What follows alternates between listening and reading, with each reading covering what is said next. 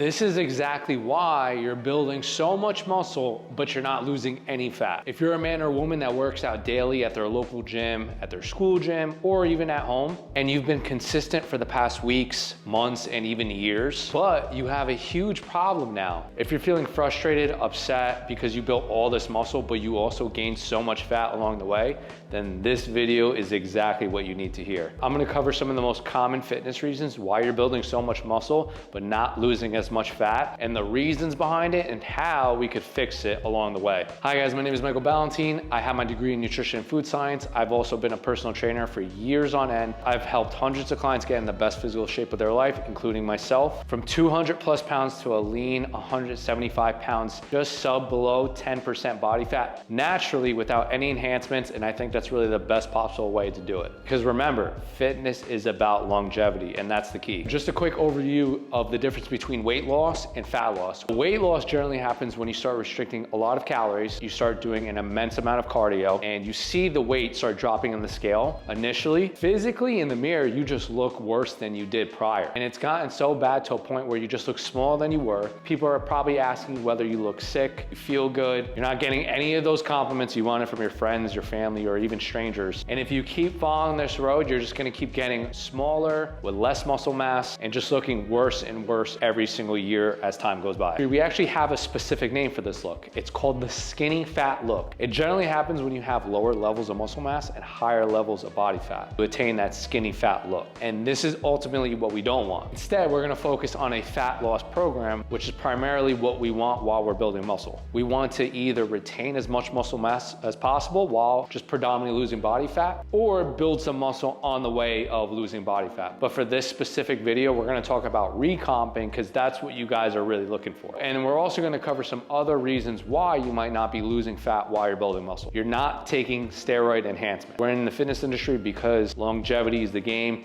and everything health and fitness is what you want to be doing now until the time you're in your 40s, your 50s, your 70s, your 80s, if you get to that point. If you're not either in competition or you're not a high level athlete, drill any specific ethical or logical reason for you to take it versus just you just feeling overall good to improve our health physically and internally. Down the road, you never know really the long-term effects it could have on you and your health. The benefit of doing everything yourself ultimately builds not only big muscles, strong muscles, but also a strong mind as well, which is very important in this life. Second case scenario.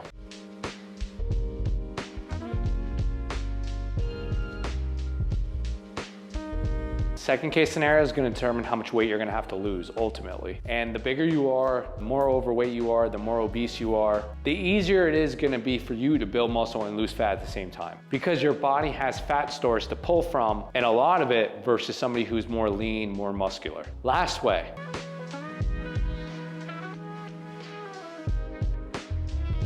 The third scenario of building muscle and losing fat at the same time is going to be determined by how long you've been training.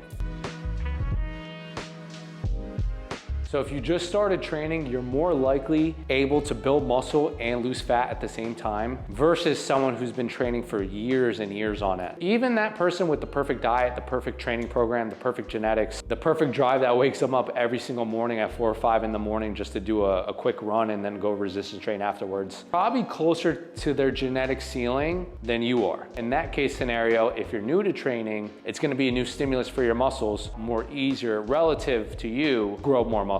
It's also imperative to know if you want to maximize building muscle, you have to be at a calorie surplus at the bare minimum. So if your goal is to maximize muscle, at least a calorie surplus is really gonna be your best favor. Second reason why you're building muscle but not losing fat.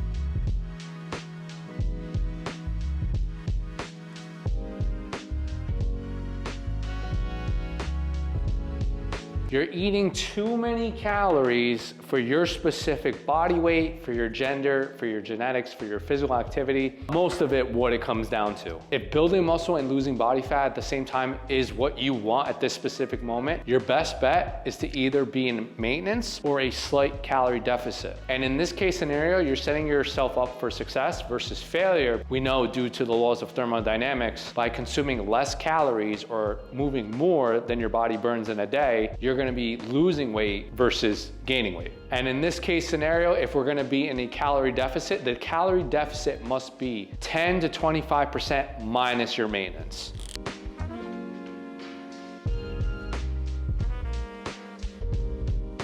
For example, if your maintenance is at 2,000 calories a day, 10 to 25% minus your maintenance is probably gonna be your best bet. I like to use percentage versus just 500 calories per day, because if we just use a definitive number, just like 500 calories, you could be eating 4,000 calories or 3,500 calories just to maintain your weight, and that 500 calories would maybe make a small dent. You're eating at 2,000 calories a day, 500 calories will seem like a lot. So for this case scenario, the person is eating at 2,000 calories for maintenance. He should be consuming for the deficit anywhere from 1,500, 1,800 calories per day. Just depends on you, how fast you want to do the diet and how slow you want to do it. I always say the slower the better. 8 to 16 weeks is generally a good guideline for dieting phase. Anything longer, it might take a toll on your sleep, your recovery, your gym performance, your motivation. Anything less, you might just not see the results that you want to see in that short amount of time. And then going off of this protocol, what you want to do next is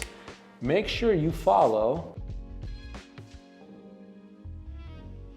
When you're establishing your calorie deficit, another thing people mistakenly get wrong all the time is how much weight they're losing. Over aggressively do a cut and they end up losing a lot of weight each week and they think it's a positive thing, but do it that aggressively, you're gonna risk losing a lot of muscle mass. So a good guideline is to lose anywhere from 0.5 to 1% of body weight each week. If you weigh 200 pounds, to lose anywhere from 1 to 2 pounds per week. Anything faster, you risk losing muscle mass, strength in the gym. Anything slower, mentally it just might take a toll on you and you might just not see the results that you want to see in time. Number 3.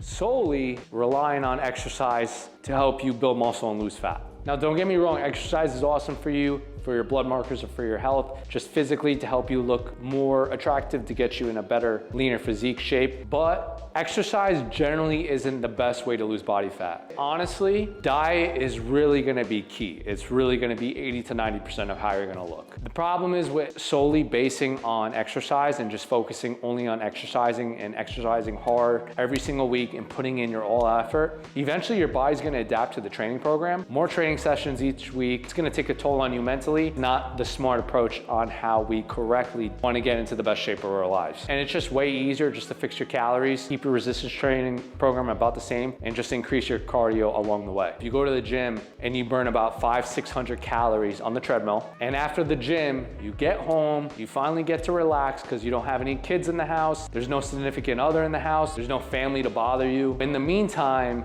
you run to the kitchen, you open up all the drawers, all the closets, and you find chocolate chip cookies laying around in your closet you forgot about a few days ago. And now you're reaching inside the drawer because you feel as though you deserve to have the cookies. You had a long day at work, stress, and you went to the gym, you hit it hard, but you don't realize those cookies are about 500-600 calories. All that time you just put in doing cardio on the treadmill, you just canceled it out eating those cookies. Instead, we're just gonna focus on the diet being the most important part, and then everything else kind of being icing on the cake. Reason number 4. Methods to track your fat loss are realistically off. I'm just gonna talk about 2 of the most generally accurate in the fitness industry and what we're actually gonna do. The DEXA scan basically uses high and low energy beams through your body to assess the body composition ultimately. It can tell you, I believe, within a 1 to 2% range of what your body fat is, but just know it's not extremely perfect. Downsides, it costs probably around $100, so it's not cheap. You have to make sure you have one around you, and I think it's more accurate, if not, the closer you are to being on the last week of dieting, closer to your competition. Also, water and the amount of carbohydrates can skew the results in the end, but the DEXA is one of the top, technically most accurate tools we have so far. They take into account fat-free mass and fat mass. So anything outside of fat mass is technically considered fat-free mass. Lean muscle, water, bone mass are all considered fat-free mass. That's another reason why it's not gonna be completely accurate. Next one is MRI. The MRI uses specific magnetic imaging to get the most accurate measure for as far as body fat goes. The downside is it costs a ridiculous amount of money, and it's only really for medical grade use, and it's not really available to the public. I wanted to say it because technically it is up there. So in this case scenario, tracking your weight can be very tricky based on different variation. Intense exercise can cause short-term water retention. Sodium can increase your water retention. Carbohydrate, every gram of carbohydrate holds 2 to 3 grams of water. And even proper sleep can affect your weight. Get the most accurate reading for a fat loss. We're not trying to be perfect, just as ethically and as logically as we can. Instead, weigh yourself in the morning. We're gonna weigh ourselves in the morning before breakfast after we go to the bathroom with minimal clothing on. We do that normally at the same time to get the most accurate reading out the weight scale. Now we use this one indicator. The next one, we're gonna look at ourselves in the mirror and see physical changes. Sometimes the scale won't tell you exactly if you look better, if you look leaner, you see more striations, abdominal walls coming in, maybe if you could see your front delts popping out more. The weight scale won't do that. You have to accurately see that with your own 2 eyes. So that's why we're gonna use physical appearance in the mirror as another means as an indicator. Next one is fabric tape. Fabric tape is a really good indicator whether we're losing fat or not. I like to generally grab a regular fabric tape off Amazon. You measure at your navel, either 2 inches below or 2 inches above, reading, same measure every single time. You use it right after you weigh yourself in the morning or before, and do that 2 to 3 times a week. Next one, we use gym performance. Is a really good indicator whether we're losing fat or not. I will say if you are getting leaner during cardiovascular exercises, certain things like walking on an incline on the treadmill each week will get easier. If you're into high intensity exercises,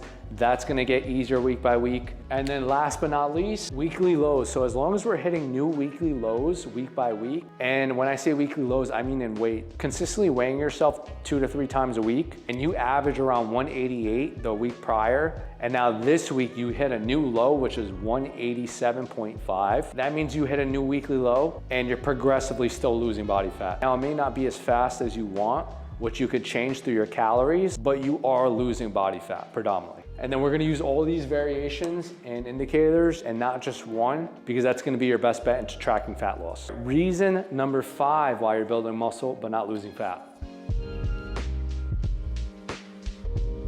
Essentially, your methods to track your own food is probably more likely off. Now, tracking both weight and food is a tool and you don't have to do it, but it's the most accurate way to measure how much we're consuming in a day and whether in the long term we're losing body fat or not. It's kind of the same ideology about tracking your budget. You don't have to track how much you make and you don't have to track how much you spend. But one of these days, you're gonna end up spending way more than you should have. And that's gonna be one of those months when you have the most difficult time to save money or pay for your bills even. And at the end of the day, you still could be making 6 figures, 7 figures, 8 figures. But if you're spending more than you earn, not only are you poor, you're poor at making decisions with your money as well. That is why tracking both calories and weight as logically, as ethically as we can is gonna be really your best method to tracking your body fat. MyFitnessPal and MacroFactor, 2 top tracking apps if you wanna take accountability for how much food you're consuming in a day and how calorie dense it is. And better yet, both these apps, they're free. And this time around, when you track your calories and in your food, you know that you must weigh everything raw and dry because heat and water will change the composition of your food. So if you put rice in a rice cooker, it's gonna weigh more because of the water. Same situation with chicken. If you cook chicken, it's gonna lose water, it's gonna weigh less after you cook it. So weigh it raw and dry to get the most accurate reading. This is reason number 6. I haven't really been keeping track, but this is reason number 6 why you might be building muscle but not losing fat.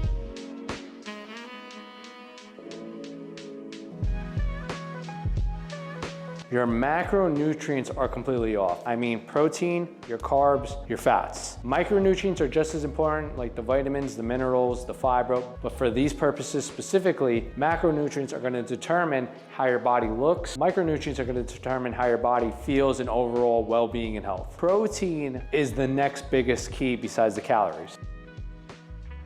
Protein is generally gonna promote anabolism, so it's gonna help increase muscle protein synthesis while you're in that dieting phase. You wanna increase it so you can retain all that muscle mass on your body. You don't get that skinny fat look. I generally like to have protein at each meal. 3 to 6 meals per day is a good guideline. Anything less, you're gonna probably have a lot of food volume. It's gonna create a lot of stomach discomfort. Anything more, you might be too food focused on each meal. It might take a lot of your time, and you could get hungry in small durations if you're having more than 6 meals per day. Now, specifically for the macros, protein anywhere from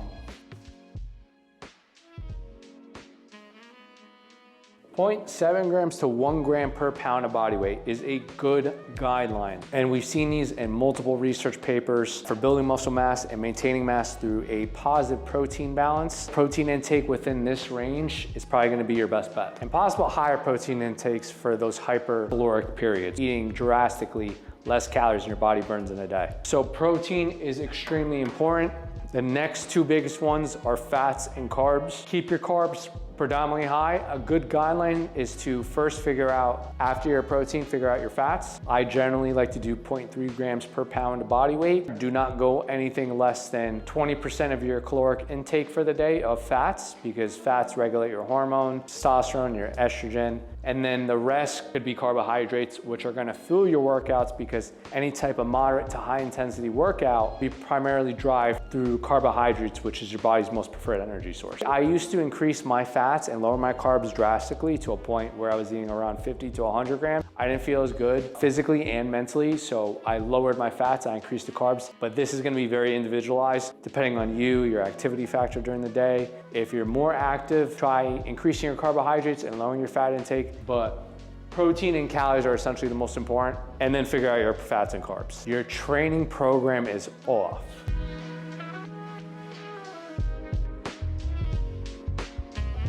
When I say training program, it includes resistance training, of which includes dumbbells, barbells, body weight exercises. All these, a combination or just one or the other, are all gonna help you increase muscle protein synthesis, which I said prior with protein is gonna help you build lean muscle mass tissue and or spare it while your body recomping. General guideline for training programs is to hit each muscle 2 to 4 times a week. Do the same program for 2 to 3 months, because you know whether you're progressing in each lift, whether it's reps, sets, weights. You need to keep it the same at least for a little bit. 10 to 20 sets to start off with per muscle per week, and then increase it gradually. 5 to 30 reps close to failure, if not to failure, for each single set. Make sure you're fully lengthening the muscle and it's challenging in the fully lengthened position. Control the eccentric on the way down. Don't ego lift anything. I used to ego lift my squats, my bench, my deadlift. Nowadays, I don't really do most of those exercises because there's other exercises you can do to build muscle and not just strength. And then make sure between each set, generally, you catch your breath and your muscles are ready to go for the next set.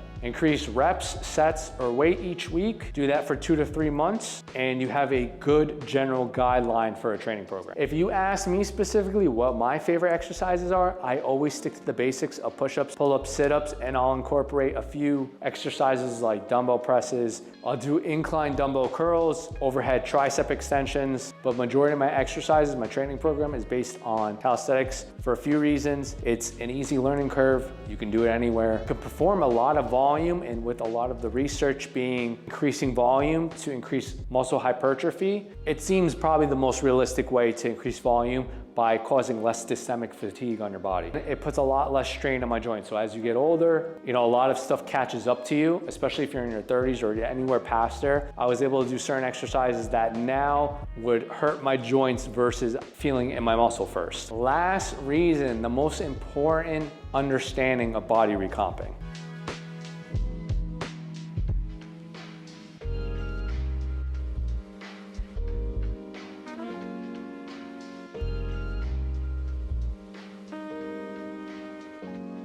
Because specifically, we're not just trying to build muscle or predominantly lose body fat, and we are body recomping. This is gonna take a lot longer than most people think. So like I said prior, the amount of training you're involved in, how heavy you started, what your diet is like, how your sleep is, your stress levels, your genetics. And you could just tell right off the bat when you enter a gym, you know that specific person just has way better genetics than you. They come up to you, you start a conversation, and all of a sudden it ends up where this is like their second or third month into the gym. Meanwhile, you've been going to the gym for years and they already look better than you. Some people are just blessed with genetics. Physical activity is also important. With body recomping, the most important thing is to have patience. And if you don't, you will not see those changes. And those changes will happen slowly. As long as you start tracking your fat loss correctly, start tracking your food correctly, and you monitor yourself each and every single day, week by week, you're sure to see the best version of yourself and finally start losing the body fat you want and building the muscle. Body recomping isn't easy, but it is well worth it dependent on how you start. And make sure you remember to take those progress pics every week, because that's what's gonna amp up your motivation and your discipline to keep pushing yourself every single week.